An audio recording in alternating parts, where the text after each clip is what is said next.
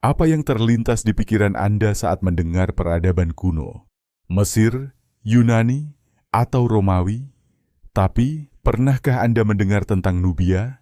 Sebuah kerajaan kuno yang berjaya di sepanjang Sungai Nil, yang kini dikenal sebagai Sudan.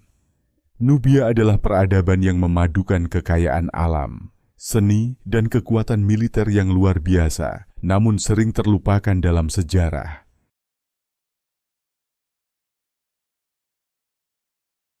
Nubia, sebuah peradaban yang lahir di sepanjang aliran Sungai Nil, berada di lokasi yang sangat strategis, menjadi jembatan yang menghubungkan Afrika Sub-Sahara dengan dunia Mediterania. Sungai Nil bukan hanya jalur kehidupan, tetapi juga arteri perdagangan yang menghubungkan berbagai peradaban kuno. Nubia memanfaatkan aliran sungai ini untuk menjadi pusat distribusi komoditas berharga dari seluruh Afrika. Nubia menjadi titik persinggahan bagi para pedagang dari selatan yang membawa gading, rempah-rempah, dan kayu keras, serta pedagang dari utara yang membawa tekstil, perhiasan, dan barang logam. Kota-kota besar seperti Kerma, Napata, dan Meroe menjadi pusat dari kekuatan ekonomi Nubia. Masing-masing kota ini memiliki peran unik dalam perdagangan, keagamaan, dan pengolahan logam. Nubia dikenal sebagai tanah emas. Selain emas, wilayah ini kaya akan gading, kayu keras, dan rempah-rempah, menjadikannya salah satu pemasok utama komoditas berharga di dunia kuno.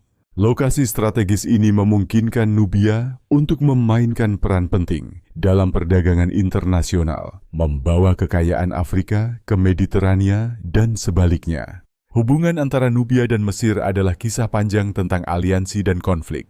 Mesir mengincar sumber daya kaya Nubia, sementara Nubia memandang Mesir sebagai kekuatan budaya besar. Sebagai sekutu, Nubia sering menyediakan emas, gading, dan bahkan pasukan untuk mendukung kekuatan militer Mesir. Namun di waktu lain, Nubia menjadi musuh Mesir. Benteng Nubia di sepanjang Sungai Nil sering menghadapi serangan dari pasukan Mesir, tetapi mereka dikenal sebagai pejuang yang tangguh. Pada abad ke-8 sebelum Masehi, Nubia membalikan keadaan. Raja-raja Nubia dari dinasti ke-25, termasuk Raja Taharka yang terkenal, berhasil menguasai Mesir. Mereka memerintah sebagai Firaun Mesir, yang dikenal sebagai Firaun Hitam. Dinasti ke-25 membawa pengaruh Nubia ke Mesir, memadukan tradisi kedua peradaban. Mereka juga membangun piramida khas Nubia di Meroe sebagai tempat peristirahatan terakhir mereka. Namun, kekuasaan Nubia di Mesir tidak berlangsung lama. Dinasti ke-25 akhirnya runtuh setelah invasi besar dari bangsa Asyur. Meskipun demikian, warisan mereka tetap hidup baik di Nubia maupun Mesir. Piramida Nubia, meskipun lebih kecil dibandingkan piramida Mesir, jumlahnya jauh lebih banyak. Kompleks piramida di Meroe menunjukkan kemampuan arsitektur Nubia yang luar biasa dan dedikasi mereka terhadap ritual penguburan kerajaan. Tidak seperti piramida Mesir yang sering digunakan untuk para firaun, piramida Nubia digunakan sebagai makam bagi raja, ratu, dan bangsawan tinggi.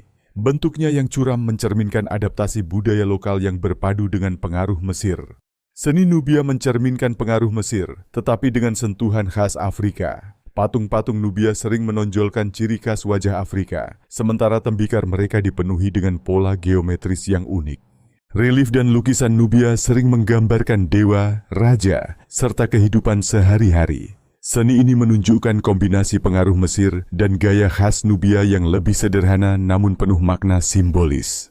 Selain piramida, kuil-kuil Nubia menunjukkan keahlian mereka dalam arsitektur. Bangunan ini sering menggabungkan elemen keagamaan Mesir dengan elemen lokal, mencerminkan perpaduan budaya yang kaya. Seni dan arsitektur Nubia tidak hanya menjadi karya indah, tetapi juga simbol identitas mereka. Setiap ukiran, desain, dan bangunan menceritakan kisah tentang hubungan mereka dengan alam, para dewa, dan dunia di sekitar mereka. Kerma adalah salah satu kota pertama yang menjadi pusat kerajaan Nubia. Defufa Barat, struktur besar dari bata lumpur, menjadi pusat kegiatan ritual dan religius masyarakatnya. Kota ini mencerminkan awal peradaban Nubia yang mandiri. Napata menjadi ibu kota dinasti ke-25 yang dikenal sebagai dinasti Firaun Hitam. Terletak di dekat Gunung Jebel Barkal, kota ini menjadi pusat keagamaan dan kekuasaan, mencerminkan perpaduan budaya Nubia dan Mesir. Meroe adalah pusat perdagangan besar di Nubia dan terkenal dengan piramida kecilnya yang ikonik. Kota ini memainkan peran penting dalam menghubungkan Afrika Sub-Sahara dengan dunia Mediterania. Ketiga kota ini mewakili fase-fase penting dalam sejarah Nubia. Kerma sebagai fondasi awal, Napata sebagai pusat keagamaan dan kekuasaan, serta Meroe sebagai puncak kejayaan perdagangan dan arsitektur. Wanita di Nubia tidak hanya menjadi simbol keindahan, tetapi juga kekuasaan. Banyak dari mereka memainkan peran penting dalam pemerintahan dan ritual keagamaan. Kandake adalah gelar yang diberikan kepada Ratu Nubia yang memegang kekuasaan penuh. Salah satu yang paling terkenal adalah Amanirenas, ratu yang memimpin pasukan Nubia melawan Romawi dan mempertahankan kemerdekaan mereka. Selain menjadi pemimpin perang, Ratu Nubia juga mengelola pemerintahan. Peran wanita dalam masyarakat Nubia tidak terbatas pada istana, tetapi juga terlihat dalam kehidupan sehari-hari, mulai dari perdagangan hingga kerajinan. Wanita juga memainkan peran penting dalam ritual keagamaan, seringkali dianggap sebagai perantara antara dunia manusia dan para dewa. Pengaruh mereka di kuil-kuil mencerminkan status istimewa dalam budaya Nubia. Tradisi kepemimpinan wanita yang kuat ini menjadi warisan budaya Nubia, memberikan inspirasi tentang peran perempuan dalam sejarah Afrika. Kerajaan Nubia mencapai puncak kejayaannya melalui perdagangan, kekuatan militer, dan budaya yang kaya. Namun, seperti semua peradaban besar, masa keemasan ini akhirnya mulai memudar. Salah satu penyebab utama kejatuhan Nubia adalah konflik yang berkepanjangan dengan kerajaan Aksum di timur. Pasukan Aksum yang lebih kuat membawa kehancuran pada banyak kota besar Nubia, termasuk Meroe. Selain kerajaan Aksum, invasi asing dan pengaruh Romawi di Mesir juga melemahkan Nubia. Tekanan ini menyebabkan kehilangan kendali atas jalur perdagangan utama di sepanjang Sungai Nil.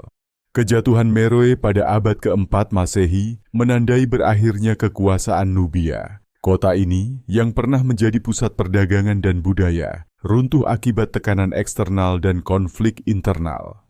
Meskipun kekuasaannya runtuh, budaya Nubia tetap bertahan. Tradisi mereka terus hidup dalam seni, musik, dan kehidupan sehari-hari masyarakat di Sudan dan Mesir Selatan hingga hari ini. Perjalanan Nubia dari kejayaan hingga kejatuhan adalah kisah tentang kekuatan, perjuangan, dan warisan yang bertahan. Meskipun kekuasaan politik mereka telah hilang, identitas budaya Nubia terus hidup melalui tradisi lokal.